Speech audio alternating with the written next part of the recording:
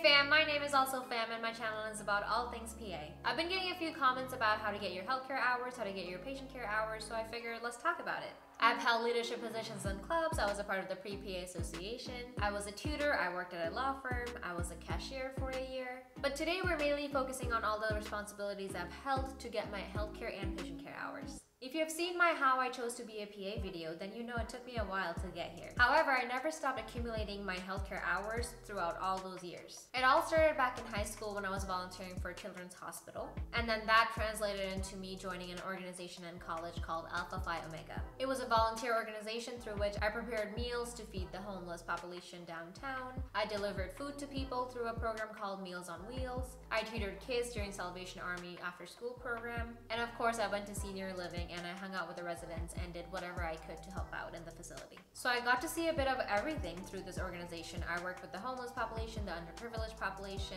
the elderly, the youth, so I got a pretty good exposure to the world. While I was a part of Alpha Phi Omega, I was also a part of another organization. Now, through this organization, I became a trainer. I was a physical fitness coach for students with disabilities, and I worked with them for a couple semesters or a couple years. I was given a team of other volunteers, and my job was to make my student a little more physically active. So these students have conditions like cerebral palsy, Down syndrome, and a lot of other combinations. They mainly use walkers or wheelchairs, and they lived a pretty sedentary lifestyle, which is why it was so important to increase the time they spent exercising. So due to their disabilities, it was very difficult to do a lot of the movements with them. So you kind of had to play with what you had and come up with exercises. We would do walker squats instead of regular ones. We would do wall push-ups. We would have the students roll their own wheelchairs instead of having somebody else push them. But of course, I verified everything with an OT or a PT because I'm trying to help the students, not hurt them. So that was a big part of what I did to get involved with healthcare. From my previous video, you already know that I love kids and I thought I wanted to be a pediatrician.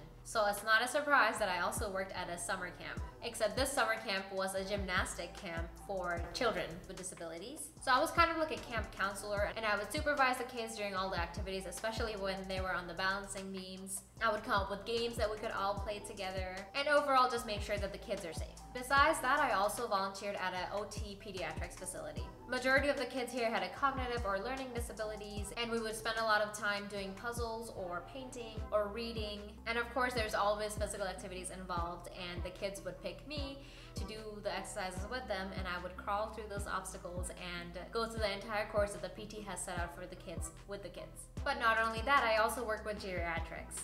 I worked in an inpatient facility where the residents actually stayed at the place. And one of my favorite parts about my job as a volunteer at this facility was mealtime. So the residents here had both cognitive and physical disabilities, and they had difficulty eating because they couldn't hold the forks or the spoons. Sometimes when we would give them a plate in front of them, they would just take the plate and throw it across the room. So a lot of the times, us volunteers had to actually feed the residents. And of course, we had to do the dishes afterwards. I hung out with them all day. I participated in all the activities. We played with puzzles and colors. And one of the OTs even taught me how to sew, and I made a little bib for the residents. We would always run out of bibs because they would get so dirty so quickly, and it was pretty fun sewing some for the residents. I also tutored a student with Asperger's syndrome. So not only did I help him with his homework, I also picked him up from school. I took him to his OT sessions, during which I of course did the obstacles with them as well. As you can see, I did a lot in college, but it wasn't because I was trying to be an overachiever. It was because I didn't know what I wanted to do,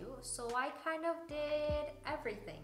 So even though all of that would have counted towards my patient care hours and at least some healthcare hours as well, I personally chose not to mention them under either of those categories. There wasn't any CASPA guideline telling me not to do that. It was just my choice because I felt like it was too miscellaneous and I already had enough hours from my other job. But I still wanted PA school to know about all these cool things that I did. So I did mention all of these experiences, but I listed them under volunteering instead of HCE or PCE. So for my healthcare and patient care experience hours, I decided to pick my two most recent healthcare jobs and use my hours from there. I also had plenty of pay stubs to prove exactly how many hours I had in each facility, and I felt more confident going with those instead.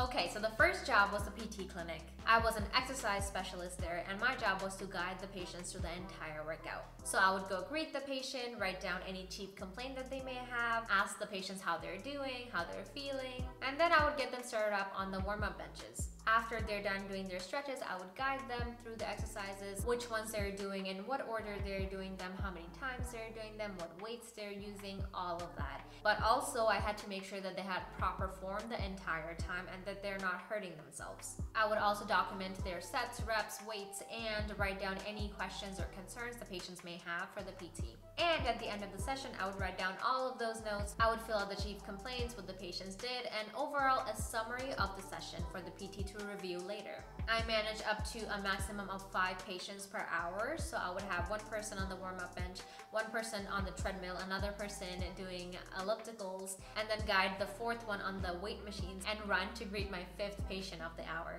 So it was very intense. I worked a lot of hours there and I got very good exposure to different types of people and accumulated my patient care and healthcare hours from there. My second job that I mentioned was when I worked at an eye clinic as a technician. So over there, my job was similar. I would go grab the patient, I would greet them, I would do some scans on their eyes first, and then I would take them to the exam room. In the exam room, I would go over their chief complaint, I would check their vision in every way you can imagine. I would go over their medications. Sometimes they would bring all their meds with them and just give them to me, and I would have to make sure that I go through each one of them, and I would write down how many times they're taking them and if everything is correct. Then I would go ahead and give them some numbing drops in their eyes, and I would take the machine, put it in front of them, and actually touch their eyeball with my toner tip. And I would adjust the dial to where the Myers touch just perfectly, and that is called measuring their intraocular pressure. That was pretty intimidating at first, but you get used to it. And after that, if needed, I would give them some dilation drops and then look over the doctor's notes and make sure I didn't miss anything. If they ordered a test, I would go ahead and order that now. The patient could have a retinal scan or a scan of their eye, like a macro CT or an RNFL.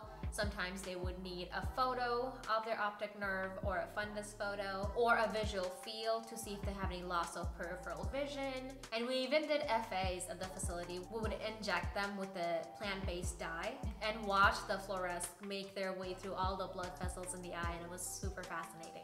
And sometimes patients would even tell me that they're running low on refills for certain medications, and I would have to go ahead and send them to them as long as the doctor approves.